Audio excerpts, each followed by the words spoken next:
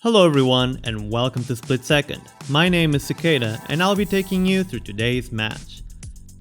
Also, come join us this Saturday at 9:30 PM plus 0 Greenish time as we stream not only the Watchtower 100 Patreon giveaway, but also a Q&A open to everyone. This week we are once again joined by our friend Francisco Pessoa, who graciously accepted to play with us. For our commanders, I brought a discard-focused Nath of the Gilt-Leaf. Brandon is playing his brew of Nausem Hapatra, Pessoa is trying out his idea for a staxy Kaalia of the Vast, and Baal is trying ShaperSavant's Harvest Animar. Luís is starting this time around, and his hand isn't too shabby. He has a forest and an Ash Barrens for lands. Mox Diamond gives him the chance to play a turn 1 Hapatra, whereas he can use the Elvish Spirit Guide to ramp him towards something else. He has spot removal from Assassin's Trophy, Autumn's Veil for protection, and the chance to card select with Scroll Rack. A solid hand as long as he finds the direction for that strong early start.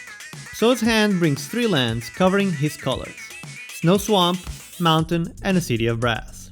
Deafening Silence might be strong enough to affect some of the players at the table, mostly me and Luís, and Crackling Doom is an efficient way to disrupt 3 players at once. Mindblade Render can help Pessoa recover some cards, while Vampiric Tutor is an excellent way to either give him a Kaalia payoff or more options. Baal was forced to mulligan down to 5. He kept both lands in his hand, Fiery Islet and Scalding Tarn, which can find him a green mana source. He has a Sylvan Library to help him get back on his feet, Cloud of Fairies to both bump his Animar and allow him to find a target for Neoform.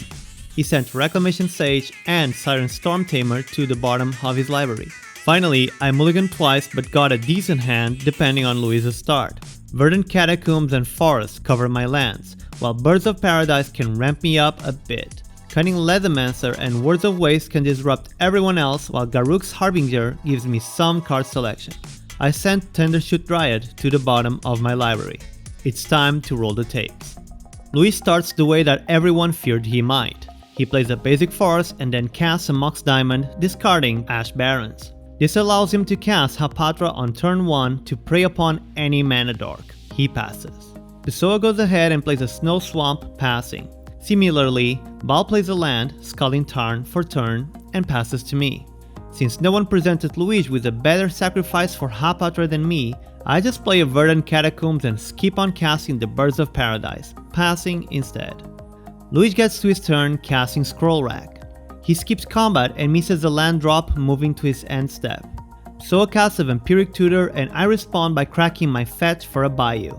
Then, Pessoa gets a Torpor Orb to the top of his library, looking to heavily dampen the Animar deck down the line. After all, he has played that deck and knows its weaknesses. Pessoa then starts his turn playing a Mountain and casting Mindblade Render. He goes to his end step and Baal cracks the Tarn for Stomping Ground, so that he can get his green mana. On his first main phase, Baal plays Fiery Islet and casts Cloud of Fairies, untapping both of his lands and getting a blocker. He then casts a Sylvan Library ready to start digging for cards. He passes to me. On my turn, I play a basic forest. Then I cast Wild Growth on my forest and think for a bit before casting Birds of Paradise. In my head, there's a solid chance that Luís would prioritize taking card draw from a player, in this case the Mindblade Render, over a piece of ramp like Birds of Paradise. I pass the turn. Luís draws and activates his Scroll Rack, trading up 4 cards. He finds and plays a Command Tower. He moves to combat and wonders whether to cut off some mana from me or to take out card draw from Pessoa. He attacks Baal and chooses to kill the birds over taking out card draw from the Mindblade Render. Quite likely because, often, for his decks, mana is what allows Luís to have explosive plays, whereas I would often prioritize card draw due to the options it brings. Luís creates a 1/1 Snake token and moves to his second main phase. He casts a Devoted Druid and passes to Pessoa. Pessoa attacks Baal with Mindblade Render. He loses 1 life and draws a card. On his second main phase, he plays a tapped Hall of the Bandit Lord, which could give Kaalia haste next turn. He then casts Torpor Orb, making Baal groan and passes the turn. Baal chooses to keep the 3 cards he drew from the library, losing 8 life in total. He plays an Exotic Orchard and chooses to cast Animar, seeing as it has protection from Hapatra's murderous intent. He then passes to me, weighing his options. On my turn, I play Command Tower, following that up with Garruk's Arbinger to see if there's a chance for me to draw some cards while dodging this whole -1/-1 counters thing that seems to be threatening my board. I pass to Luís, who is clearly dominating the game right now. Luís starts by playing and cracking a Marsh Flats, getting rid of the top of the deck he had from Scroll Rack. He gets himself a basic Swamp. After that, he activates Devoted Druid twice, putting a -1/-1 counter on it and spawning another snake from Hapatra. He goes ahead and casts Ad Nauseam on his main phase, since everyone's pretty much tapped out and there's a good chance he can win during this time frame. None of us is too happy about it, but the Ad Nauseam resolves. Luís goes down to 14 life but does not find a way to win this turn, partially due to mana limitations. He also chooses not to go further down in life because some of the lines he needs to win require some more life to get him started. Nonetheless, he gets to trade 14 cards from his hand with the top of his library with Scroll Rack, allowing him to dig further and get us fearing for our life. Brendan casts a Lotus Petal followed by LED. We tell him to go ahead and crack it just for fun, but he doesn't seem to share in the amusement. He exiles Elvish Spirit Guide and casts Bag of Holding, which allows him to keep the cards he will discard on the cleanup step and try to win the turn cycle after this one. Luís goes to combat and attacks Pessoa with Hapatra, giving his Mindblade Render a -1/-1 counter and getting himself yet another snake. Afterwards, he moves to his cleanup step and discards to hand size, putting all of those cards into the Bag of Holding. It's Pessoa's turn and we're all fairly certain nothing we will do will be as impressive as Luís's last turn. Pessoa plays a Scrubland. He thinks for a bit and ends up casting Deafening Silence to try and stop Luís from going off the hinges on his following turn. He had a chance to go for a hasty Kaalia, but lacks the payoffs. He passes to Baal, not too certain about how successful he might have been in stopping the Hapatra player. Baal loses 4 life to the Sylvan Library to get himself an extra card. He plays a Tropical Island and follows that up with Neoform, sacrificing the Cloud of Fairies. He's not too sure what he can get done with Torpor Orb on the battlefield. He ends up firing a Loyal Drake, which at the very least does allow him to draw an extra card on his combat step. We momentarily forget that the Neoform puts a +1/+1 counter on the Drake, but we do fix that later. Moving to combat, Baal's Drake triggers and he draws a card before passing. On my turn, I play a Forest and attack the Animar player, just because he's the one who's least likely to block. I guess correctly as Baal takes the damage and I look at the top 4, hoping to find something that helps me get us out of this mess. I cry when I see a Waste Knot as my would-be next draw, but I'm forced to send it to the bottom of my library for a Priest of Titania.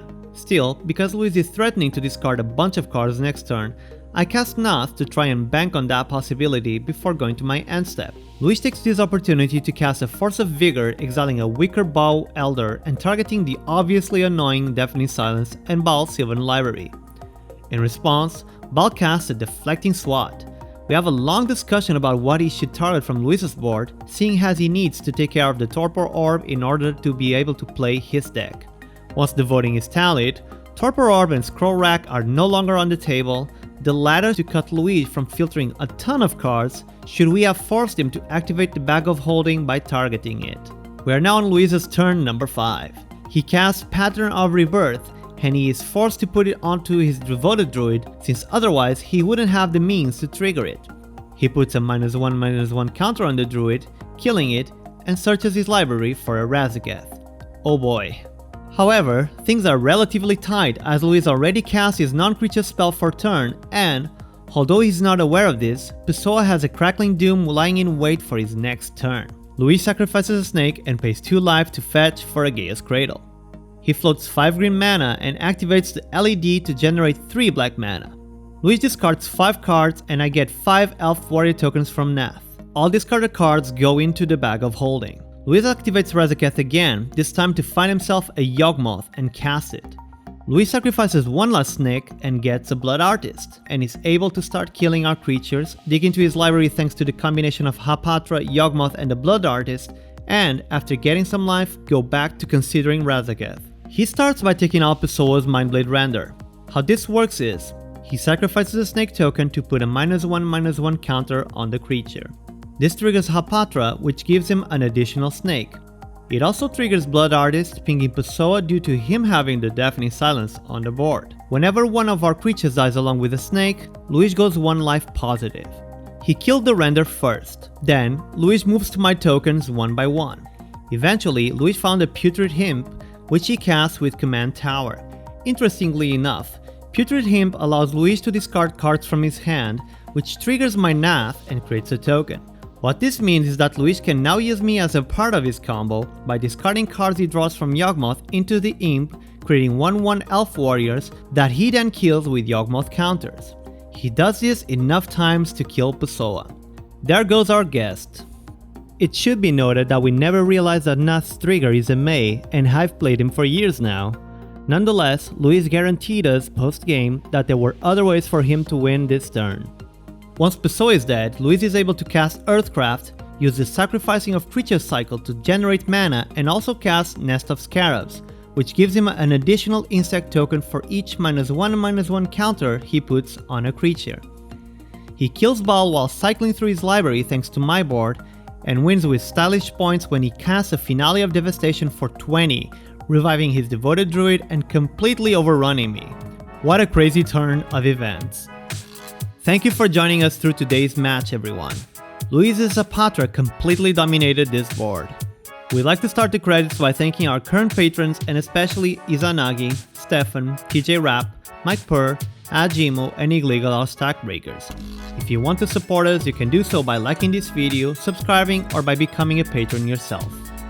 Don't forget to join us this Saturday at 9:30 p.m. +0 Greenwich time as we stream not only the Watchtower 100 patron giveaway, but also a Q&A open to everyone. If you want to go through other Commander adventures, click one of the videos on the right. If you want to talk with us about our games or other EDH related matters, join us on Discord. Come with us again next week for a new set of Commanders and more decisive plays. See you all then.